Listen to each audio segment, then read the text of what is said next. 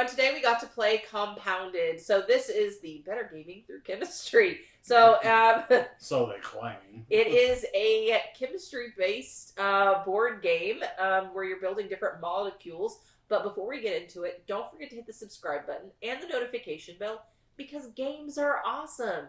And that's what we do. And that's kind of what we do.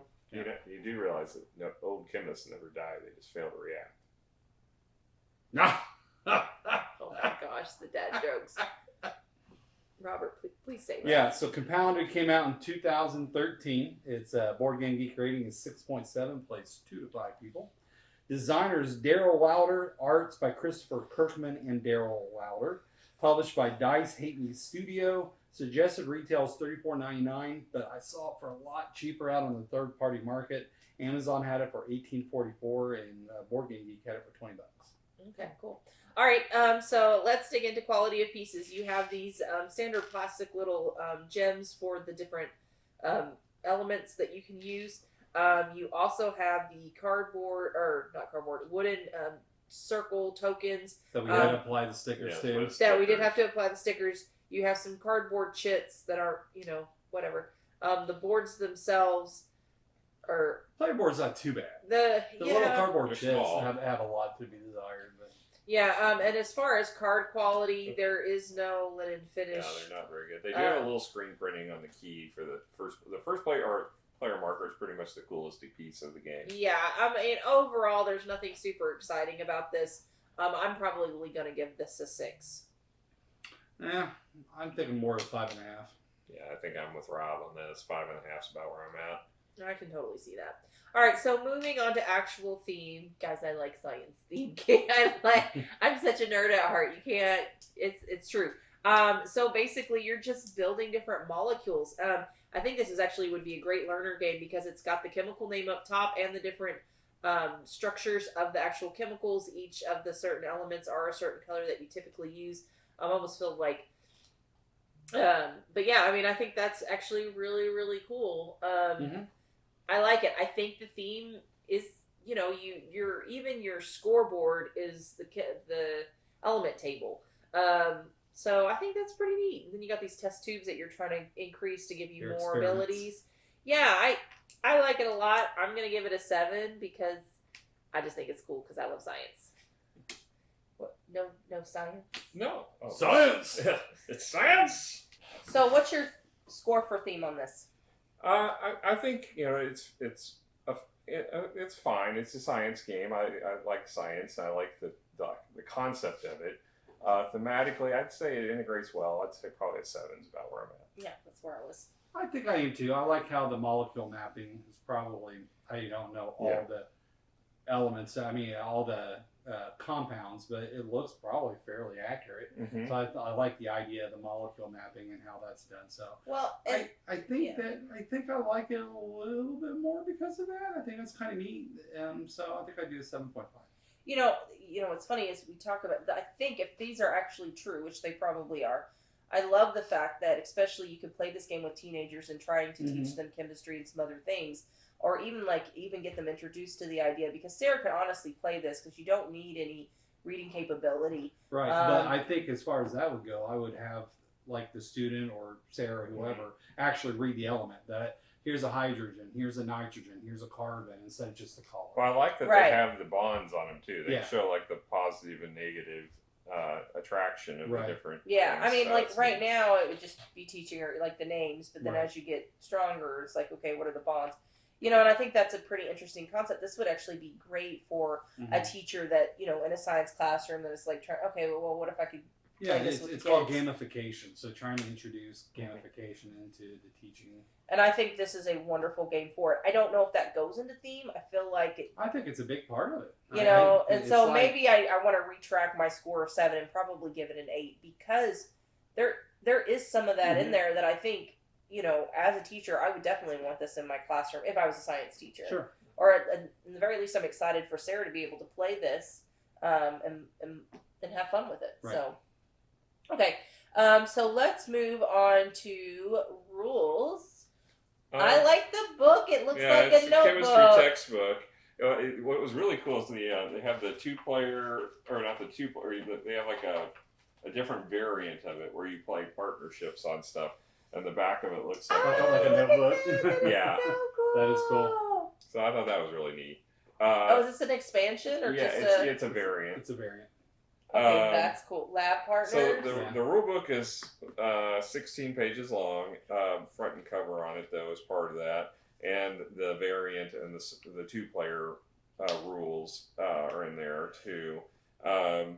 So it's really not too bad to read. It's only about half the size of a normal rule book, and it's got sidebars with pictures and different things, and it was pretty simple to read and understand. There was a couple times where I had to go back and read it a few times because it was a little confusingly worded, but all in all, it was not too bad. So what's your score for it? I'll probably give it an 8 for a rule book. It's pretty good. Okay, cool. All right, so let's move on to actual gameplay. So the gameplay's broken up into 4 different phases. First is discovery phase, and the discovery phase is where you take the amount that is shown currently on your discovery board with your token. It ranges from 2 to 5, and basically you can build that up over time. So you basically take those 2, you put them in your storage, which again, your storage is limited by your lab beaker, so you can raise that throughout the game, so you can hold more.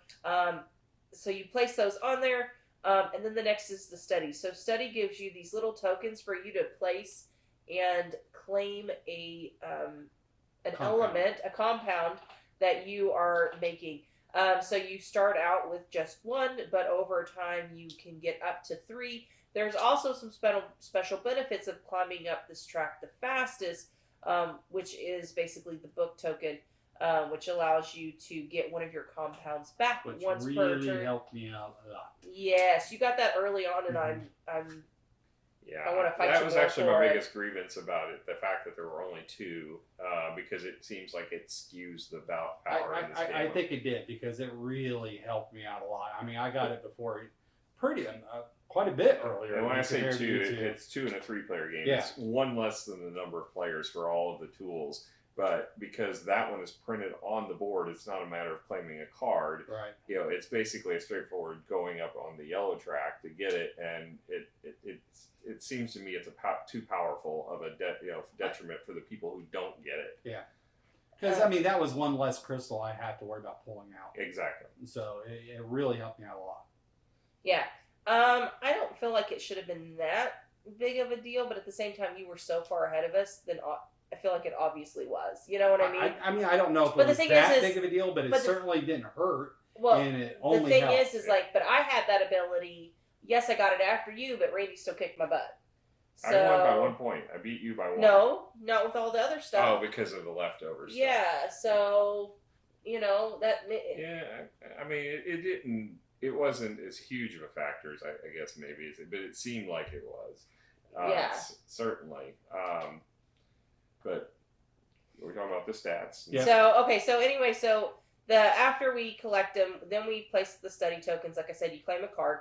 And then you go into the research phase. The research phase actually lets you put the elements onto the board. Now, again, the number of elements that you can place on the board is dictated by how much up on your beaker that your research token is.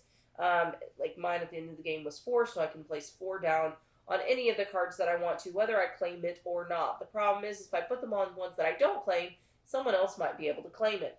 And then after that, then the lab phase occurs. The lab, basically, any cards that were completed during the round will be resolved. So basically, people get their victory points, your stats end up raising, because every card allows one of your stats to raise. And then you gain the card, and then you replace the card. You get victory points, and the significance about the lab stat is that there's no cards that give you the lab stat. But instead of raising in the color it says, you can raise your lab stat. Right. Yeah. And then the one thing to note is that, that your lab stat is the amount that you can keep in your personal supply. Yeah. And then the cards themselves will also sometimes have bonus tools at the bottom that you gain for completing the card. Or they'll sometimes have effects that trigger that they call chemical reactions. And those chemical reactions can be positive or negative. So some of them will... One of them I felt was really kind of dumb that actually scored points or helped other players at the table. and it didn't seem to benefit you for playing on it. It's not like it was more powerful of a scoring card. It was the same levels as everything else, Right. but yet it benefited another Yeah. player. One of them was like it was flammable, so it basically triggered a fire, which is one of the things we'll get to in a moment, but it caused damage to other cards. And then there's a few other ones, but it's mostly about getting the tools that you can then use either as one-time benefits or ongoing effects. Yeah. And some of them are really good. Yeah. So with the fire, like we mentioned, so throughout the deck there are cards that say Lab Fire. So when those cards pop up, you take the fire tokens and place one on each card that has a fire icon on it. Now, They're once super on, teeny tiny. yeah, I know they're really hard to grip. Yes, they are. It's like, heaven forbid you have arthritis. So if that card has the number of tokens that it has icons, that card is then destroyed. However, if that card has tokens on there, then they have to be moved. Now, the person who owns the card can move them, and if no one owns it, then the person who is being active or first player will get to decide where they go. You get to either go above, below, or to the sides. In this particular instance, there is no place to put them, and if there isn't, then you just push them away. However, if you have two choices, like I said, the person who has ownership of the card or the person who is active player gets to decide where those get to go. And that's and then the other thing is, if your card does explode but you don't want it to, you do have an option to build you a fire extinguisher. So it is certain icon, so the certain combination CO2. Yeah, CO2. So you're going to use it to. Yeah, so you create it. You have to make it beforehand and have it ready to. Then you discard it. Save a card, and then it gets discarded, and that's it. So game ends from when you someone hits 50 points, when the deck of cards is gone, or if someone has their beakers 3 out of the 4 maxed out. So that triggers end of game. And guess who wins? You did this time. I know, but I mean in general. The one with the most victory points. That's correct. Atomic points. Atomic points. Yeah. And if you end the game by any condition except for the deck burning, then you get one additional round after the condition's met. Yeah, so. And then at the end of the game, you get some bonus points based upon any leftover residual elements you still have in play. Cards that Yeah. you own with elements. And if you have a fire extinguisher elements on your board that you haven't used yet. Yeah. Yep. So overall, I really like this game. This is a good, easy game that I actually really enjoyed. I'm gonna give this a 7.5 because I had fun. I agree. Normally, this is really luck based because it's all luck and light and yeah. But because it's so light, the luck part didn't bother me too much. Because I mean, if it was more take that, or if it was more, I mean, if it was a possibility of player elimination, the luck, I would say no, thank you. I'll never play it again. But because it's such a light game, the luck part didn't bother me too badly. I think I would go 6.5. Just because I'm not a big luck guy, but I did like it. It's a fun game. Well, and I also think that as you get more powers, the luck kind of dwindles because, like, you being able to keep one. Yeah, but I mean, and there's some other to Randy's stuff. point, that's limited though. If everybody got that would be different. But since that's only limited to one less the number of players, that last person, it's going to suck for him. Yeah. And there's really no way to make that kind of ability up. Yeah. It's not like he gets some other kind of uber. So you gave powers, it a, So I gave it a 6.5. I mean, I agree, it's a fun game, but just because of that luck factor, I want to ding it a little bit. Yeah. So I'm still at my 7.5. I'm probably more of a 6 on it. I mean, it's an educational game, and I can appreciate for that, but it feels like, again, it's an educational game. Yeah.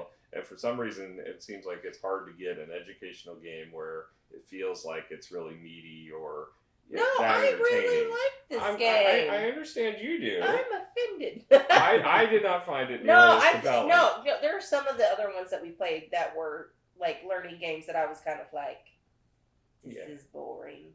But this one I didn't feel that way. I actually had fun doing it, and I also think they have an expansion for this, guys. They have multiple. This is just the first one. Well, Yeah, you can actually make a meth lab. so I, Well, it's called methamphetamines. We didn't read what it Right. actually does, but I can't imagine it's actually letting you build a meth You lab. get to build a meth lab. no shame for shame. No, but I'm actually excited because if these expansions add different components, Yeah, I then mean, this it could might really make it jazz it easier. up. Yeah, it might change the game. Yeah, a bit more. So yeah. I mean, I had fun with the component quality brings I it did down too. for me in this case because it was so tiny and so chintzy as far as the cardboard. I mean, I just punched it; it's already bent. You know, it's just it does, the quality of the pieces is just not there to make it much more for me as far as the fun factor from the components and the gameplay. Just it But was then we've very already scored light. that in I know, but I'm components. just saying the gameplay was very light. You know, it was. I'm excited draw to play from the it bag, with the draw expansion. from the bag, as Rob mentioned.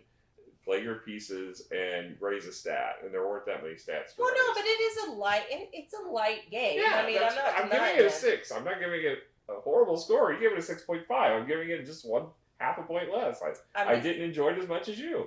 I liked it. and I enjoyed it. It's just Yeah. I think I just wish there was kind of a little bit more to it. But Well, and the thing is at the end of the day, I would definitely play it again.